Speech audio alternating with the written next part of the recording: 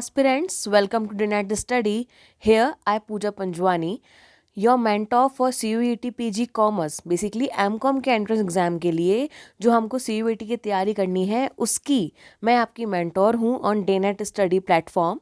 सो आज हम इस वीडियो में बात करने वाले हैं what is the eligibility criteria, what is this exam, कौन कंडक्ट करवाता है, एग्ज़ाम पैटर्न क्या है, मार्किंग स्कीम क्या है, सिलेबस क्या है और उसको क्रैक करने की स्ट्रेटजी क्या है. सो सबसे पहले आप ये समझें कि CUET है क्या. ठीक है, बेसिकली हम सबका ये ड्रीम होता है कि हम किसी अच्छे कॉलेज में अपना हायर एज स्टडीज़ करें. ठीक है, तो अब क्या है, पहले जो था हर यूनिवर्सिटी अपना अलग से एंट्रेंस एग्ज़ाम लेती थी, हर अच्छी यूनिवर्सिटी. पर अब जो है गवर्नमेंट ने या एजुकेशन डिपार्टमेंट ने CUET को कंपलसरी कर दिया है. CUET stands for central university entrance test. ठीक है, अब ये CUET UG भी होता है और CUET PG भी होता है. बेसिकली अगर आपको अंडर ग्रेजुएशन कोर्स में एडमिशन लेना है तो you have to attempt CUET UG, और अगर आपको PG कोर्स में एडमिशन लेना है, मास्टर्स में एडमिशन लेना है, तो यू हैव टू अटेम्प्ट और टू गिव CUET PG. ठीक है, अब यहाँ पर बात आती है MCOM. अगर हमें MCOM में एडमिशन लेना है तो हमको CUET PG क्रैक करना पड़ेगा इन कॉमर्स. ओके, तो सबसे पहली बात आती है एलिजिबिलिटी की. एलिजिबिलिटी बेसिकली ऑब्वियसली पता है, अगर आप PG में एडमिशन ले रहे हैं तो PG के लिए आपको ग्रेजुएट होना तो कंपलसरी है, सबसे पहली बात. ठीक है, इसके बाद यूनिवर्सिटीज़ की अपना क्राइटेरिया होता है. यहाँ पर आपको मान के चलिए कि 60% इन योर UG जो है वो एक सेफ साइड रहता है CUET PG में एक अच्छा स्कोर रखने के लिए. ओके, स्कोर नहीं मतलब अच्छा चांस रखने के लिए कि आपको हर यूनिवर्सिटी जो है वो एंटर होने देगी. ये exam pattern, strategy, marking schemes के बारे में आगे बात करते हैं. ठीक है, तो सबसे पहला हमारे पास क्वेश्चन आता है, एग्ज़ाम पैटर्न क्या है भाई. एग्ज़ाम पैटर्न बेसिकली आपका दो पार्ट्स में डिवाइडेड है, part A and part B. ठीक है, दोनों को मिलाकर आपके 100 क्वेश्चंस होंगे. 100 क्वेश्चंस जिसमें से आपके 25 क्वेश्चन पार्ट A के होंगे एंड 75 क्वेश्चन पार्ट B के होंगे. ठीक है, अब इन 25 क्वेश्चन में क्या क्या आएगा, बेसिकली आपकी GS, language and quantitative ability.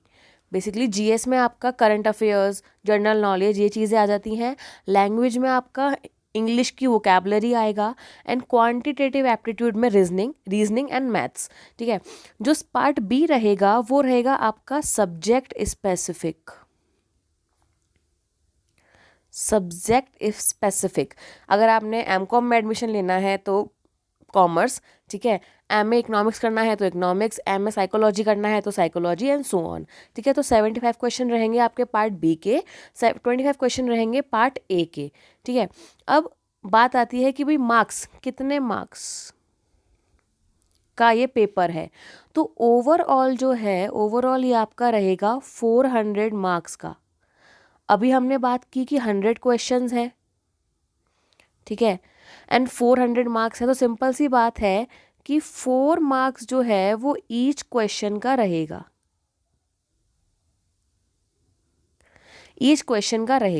ठीक है, अगर आपने सही कर दिया तो आपको 4 मार्क्स मिलेंगे, लेकिन आपको ये चीज़ ध्यान रखनी है कि इसमें नेगेटिव मार्किंग है. मतलब अगर आपने कोई क्वेश्चन गलत कर दिया तो आपको -1 मार्क हो जाएगा. बेसिकली अगर हम बात करें कि आपने सपोज 5 क्वेश्चन है. ठीक है, 5 क्वेश्चन है, आपने ये सही किया, ये भी सही किया, ये भी सही किया, तो इसके आपको मिल गए 12 मार्क्स. ठीक है, 4-4 नंबर के हिसाब से. लेकिन आपने ये गलत कर दिया और ये गलत कर दिया तो इसमें -1 और -1, तो ओवरऑल आपका स्कोर बन जाएगा 10. ठीक है, अब आप पूछोगे कि मैम कितने मार्क्स लाना ज़रूरी है किसी भी यूनिवर्सिटी में एडमिशन के लिए, तो वो बेसिकली बनेगा बेटा मेरिट, जो हर बारी होता है. मेरिट लिस्ट में अगर आप नाम आ गया तो उस यूनिवर्सिटी में आपको एडमिशन मिल जाएगा. ठीक है, ये तो हो गई आपकी मार्किंग स्कीम. सो बेसिकली हम एलिजिबिलिटी के बारे में बात कर चुके हैं और मार्किंग स्कीम के बारे में बात कर चुके हैं।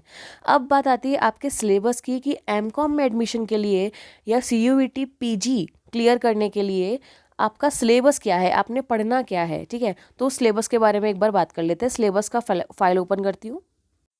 So here it is syllabus for CUET PG commerce.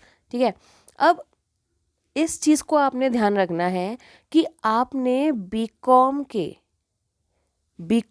या BBA तो नहीं, बीकॉम ही आपने जो किया है उसके तीनों साल में जो जो आपने पढ़ा है, ठीक है, प्लस कुछ पोर्शन आ जाता है आपके 11th-12th का। तो बेसिकली अभी तक जितनी आपने कॉमर्स पढ़ी है वो सारी आपने इसमें जो है वो पढ़नी है। ठीक है, एक और बात, ये एग्ज़ाम जो है वो कंडक्ट करवाता है NTA, basically national testing agency, जो कि UGC के अंडर काम करता है। और यही वो एजेंसी है जो नेट का पेपर भी कंडक्ट करवाती है, नीट का पेपर भी कंडक्ट करवाती है, और कई ऐसे एग्ज़ाम्स हैं जो बेसिकली UGC का एंट्रेंस एग्ज़ाम के लिए ये स्पेशल जो है एजेंसी, स्पेशल ऑर्गेनाइजेशन जो है वो इस्टेब्लिश की गई थी। तो मेजर एग्ज़ाम जो है वो आज के टाइम के सेंट्रल लेवल के एजुकेशन डिपार्टमेंट के यही एजेंसी करवाती है। ठीक है, तो हमें सेम एजेंसी है, सो बेसिकली हमको एग्ज़ाम पैटर्न में, क्वेश्चन के पैटर्न में बहुत सी सिमिलैरिटी देखने को मिल सकती है। As I have qualified UGC NET, ठीक है, NTA UGC नेट जो है वो मैं 2 बार ही क्वालिफाई कर चुकी हूँ, और वो भी NTA ही कंडक्ट करवाता है। तो I have much idea about the questions. ठीक है, तो सिलेबस पर वापस आ जाते हैं। सिलेबस सबसे पहले माइक्रो इकोनॉमिक्स, ये आपने 11th क्लास में पढ़ी होगी, प्लस बीकॉम के फर्स्ट ईयर में भी पढ़ी होगी, कई अलग सेकंड और थर्ड ईयर में भी आती है, सेकंड ईयर में ही आती है। ठीक है, फर्स्ट एंड सेकंड ईयर में आपने माइक्रो इकोनॉमिक्स पढ़ ली होगी, जिसमें आपका utility, demand, markets, cost, production, ये सब चीज़ें आएगा। ठीक है, दूसरा आता है करेंसी एंड बैंकिंग। अगर आप यूपी बोर्ड से हो तो और आपने 11th-12th में बैंकिंग लिया है मैथ्स को स्किप करके, तो करेंसी एंड बैंकिंग आपने पढ़ा होगा। इसमें आपका थोड़ा सा पार्ट जो है वो मैक्रो का आ जाता है, वैसे मैक्रो इकोनॉमिक्स अलग से भी है। बात करें एमकॉम के सिलेबस का तो वो बहुत वास्ट है। ठीक है, देखो, types of banks, principles, note issue, monetary systems and so on. Essential of management, ये आपने पढ़ा होगा बिजनेस मैनेजमेंट। बिजनेस मैनेजमेंट, या फिर आपको अगर याद हो 12th में आपने बिजनेस स्टडीज़ की बुक में मैनेजमेंट का पार्ट पढ़ा होगा, वो यहाँ पर आ जाएगा। देखो, एवोल्यूशन ऑफ मैनेजमेंट थॉट्स, इसमें साइंटिफिक मैनेजमेंट, एडमिनिस्ट्रेटिव मैनेजमेंट, ठीक है, फंक्शंस ऑफ मैनेजर्स जो हमने वो पढ़ा था, POSDC, हम इसी को याद करते फिर रहे हैं, planning, organizing, staffing, directing, controlling. ठीक है, तो ये सब चीज़ें आपके एसेंशियल ऑफ मैनेजमेंट में आ जाएगा। नेक्स्ट आता है आपका ऑफिस मैनेजमेंट। ठीक है, ऑफिस मैनेजमेंट में बेसिकली आपका ICT या कंप्यूटर का पार्ट आ जाता है। ठीक है, ये भी कवर करवाया जाएगा, ऐसी कोई बात नहीं है। अकाउंटिंग में आ जाता है आपका फाइनेंशियल अकाउंटिंग, जो आपने बीकॉम के फर्स्ट ईयर में पढ़ी है। बेसिक्स ऑफ अकाउंटिंग आ जाएगा, journal, ledger, trial balance, partnership, royalty, और amalgamation, hire purchase, instalment and so on.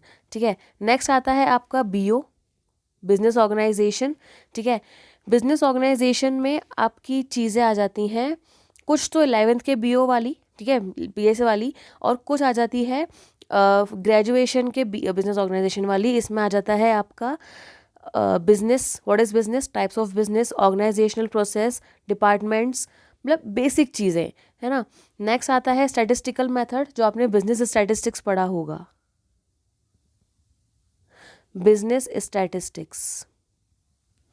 ठीक है, mean, median, mode, data collection की टेक्निक्स, और correlation, regression and so on. ठीक है, ये सब आपका इस वाले यूनिट में आ जाएगा। पब्लिक फाइनेंस, ये आपके बीकॉम सेकेंड ईयर में आया होगा। पब्लिक फाइनेंस, ये आप इसमें public income, public expenditure, budgeting, deficit budgeting, government revenue, India के रिस्पेक्टिव में गवर्नमेंट रेवेन्यू है, government budget and so on. ठीक है, नेक्स्ट आता है बिजनेस लॉ। अच्छा, लॉ की अगर हम बात करें ना, तो जितने भी आपने लॉ अभी तक बीकॉम में या ग्रेजुएशन में पढ़े हैं, वो सारे लॉ आपके एमकॉम एंट्रेंस एग्जाम में आने हैं। चाहे आप कॉन्ट्रैक्ट एक्ट ले लो, चाहे आप पार्टनरशिप एक्ट ले लो, सेल्स ऑफ गुड्स एक्ट ले लो, ठीक है, इंडस्ट्रियल लॉ ले लो, या कंपनी लॉ, मतलब जो भी चीज़ें या जो भी लॉ आपने पढ़ने चाहिए regarding if you want to enter in a business world, ठीक है, तो वो सारे लॉ आपके इसमें आने हैं, ठीक है। फेरा फेमा भी है। उसके बाद कॉस्ट अकाउंटिंग, अच्छा अकाउंटिंग की बात करें तो उसमें कॉस्ट अकाउंटिंग भी आनी है, फाइनेंशियल अकाउंटिंग भी आनी है एंड मैनेजमेंट अकाउंटिंग भी आनी है, ठीक है। ये तीनों आपने पढ़ी हैं बीकॉम के तीनों सालों में। कंपनी लॉ, इसके बारे में बात कर चुके। सेलिंग एंड एडवर्टाइजिंग, अगर आपके सिलेबस में कभी सब्जेक्ट आया हो प्रमोशनल टेक्निक्स या advertisement and promotion, basically selling techniques, marketing selling techniques इसमें आती हैं। नेक्स्ट आता है बिजनेस मैथमेटिक्स।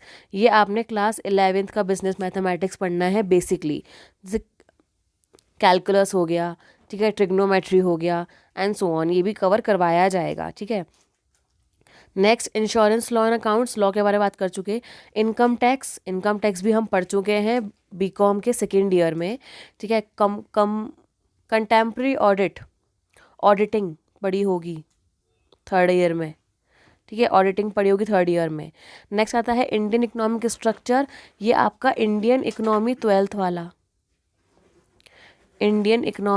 वाला, ठीक है, वही पढ़ना है।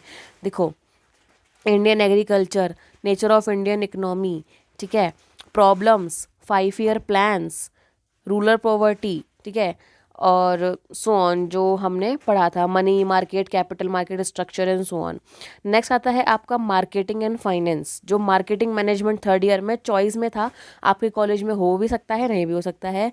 नेक्स्ट आता है मैक्रो इकोनॉमिक्स, ये आपका 12th वाला मैक्रो इकोनॉमिक्स है मेजरली, ठीक है, लेकिन कुछ एड ऑन्स हो जाते हैं, थ्योरी ऑफ इन्फ्लेशन आ जाता है ना, और कुछ एड ऑन्स इसमें हो जाते हैं, बाकी 12th वाला मैक्रो इकोनॉमिक्स ही है।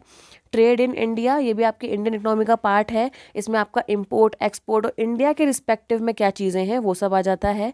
अप्लाइड एंड बिजनेस स्टैटिस्टिक्स को हम रियल वर्ल्ड में कैसे अप्लाई करते हैं, ये एक सेपरेट सब्जेक्ट होता है, लेकिन यहाँ पर आपके एमकॉम में लिया गया है। Law and practices of banking, इसमें बैंकिंग रेगुलेशन एक्ट आ जाता है, ये सारे बैंकिंग के पार्ट हैं। And the last portion is quantitative economics, ये आपका इकोनॉमिक्स का जो है वो अप्लाइड इकोनॉमिक्स का पार्ट है, ठीक है। तो as I said before starting कि syllabus for PG commerce, CUET का जो पीजी कॉमर्स का सिलेबस है वो बहुत वास्ट है, आपको ईच एंड एवरी एस्पेक्ट जो है वो कवर करना है, ठीक है। अब बात आती है कैसे कवर करना है, ठीक है, क्योंकि हर साल ये एग्ज़ाम हो रहा है, हर साल बच्चों ने एडमिशन लेना है, कंपटीशन बहुत हाई है, तो कवर कैसे करना है इस सिलेबस को, तो उसके लिए बेसिकली बात ये है कि अभी डिस्कस करते हैं। Okay, so how to prepare, ऐसे बात करते हैं, how to prepare. So basically सिर्फ दो ही तरीके हैं, आपको दो ही चीज़ें जो है आपको फॉलो करनी है। The one is clearance of concepts, रट्टाफिकेशन नहीं करना है। एग्जाम में हम लोग क्या करते थे बीकॉम के एग्जामिनेशन में कि भाई हमने रट्टा मार लिया और फिर ये इंपॉर्टेंट टॉपिक्स हैं ये पढ़ लिया। No, you have to understand the concept, क्योंकि एक कंसेप्ट जो है वो आगे वाले कंसेप्ट से कनेक्टेड रहता है, ठीक है। The second one is practice के बिना कुछ नहीं हो सकता। अगर आपने बीकॉम में कुछ भी नहीं पढ़ा है ना, तो आपको एक बात ध्यान रखनी है, करत करत अभ्यास के जड़ मत हो तो सुजान, कि अगर आप प्रैक्टिस करते रहेंगे तो जड़ बुद्धि भी हो, वैसे हो नहीं, आई नो, ठीक है, तो भी एक विद्वान बन सकते हो, ठीक है। तो एक कंसेप्ट का क्लियर होना और एक प्रैक्टिस होना बहुत ज़रूरी है किसी भी कॉम्पिटिटिव एग्जाम को क्रैक करने के लिए।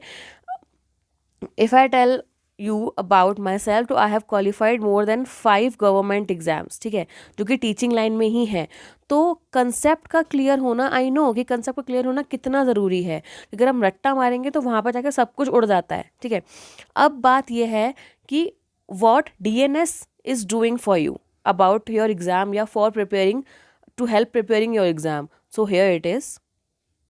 So, this is the course for CUET PG preparation of 2023, जिसमें I am going to help you in preparation of the commerce section, commerce. ठीक है, ऐसा नहीं है कि पेपर 1 हम छोड़ रहे हैं। तो 25 क्वेश्चंस का पार्ट ए है वो भी आपको कवर करवाया जाएगा। अब इस कोर्स के फीचर्स क्या रहेंगे? इस कोर्स में बेसिकली लाइव क्लासेस रहेंगी। ठीक है, उसके बाद जो नोट्स या कोई स्टडी मटेरियल है वो आपको प्रोवाइड किया जाएगा। वीकली हम बात करेंगे, वीकली हर संडे या वीकली जो भी डे जो डिसाइड होगा उसमें आपका डाउट क्लियरिंग सेशन रहेगा और जो है वो टेस्ट रहेगा अगर आप डाउट्स नहीं देते हैं तो। ठीक है, जब एग्ज़ाम का टाइम नज़दीक आएगा तो हम रिलेटेड जितने भी क्वेश्चंस हैं, जो भी एनटीए से रिलेटेड एग्ज़ाम, एनटीए ने जो भी एग्ज़ाम लिए हैं कॉमर्स के या जर्नल पेपर के जितने भी लिए हैं, उसके जो पीवाईक्यूज़ आए हुए हैं उसको हम लाइव क्लास में सॉल्व करेंगे या रिकॉर्डेड क्लास में सॉल्व करेंगे। ठीक है, तो ये फीचर्स रहेगा। प्लस मेरा पर्सनली ये मानना है कि कंसेप्ट क्लियर होना बहुत ज़रूरी है। कंसेप्ट क्लियर होना बहुत ज़रूरी है। कंसेप्ट क्लियर नहीं होगा तो किसी भी तरीके से कोई भी एग्ज़ाम क्रैक नहीं हो सकता। ठीक है, so I hope this introductory video